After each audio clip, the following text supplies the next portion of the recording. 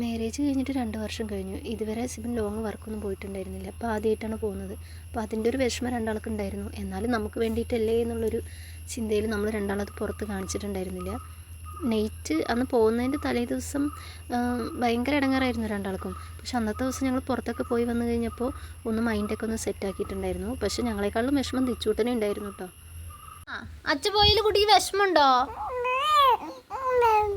ആണോ? അച്ഛൻ്റെ അടുത്ത് അമ്മ പറയാട്ടോ. വിഷമണ്ടോ? വിഷമണ്ടോ? വിഷമിക്കണ്ട കേട്ടോ. എന്ത് ചെയ്യാനാ നമ്മള്? അച്ഛ പണിച്ചല്ലടി പോയത്. നമുക്ക് പാപ്പം വായിച്ചിണ്ടേ. ആ കുഴപ്പമില്ല, വിഷമിക്കാതിരിക്കണം കേട്ടോ. വിഷമുണ്ട് അച്ഛൻ പോയേനെ? അത് ചോദിക്കുമ്പോ കറിയാണേ.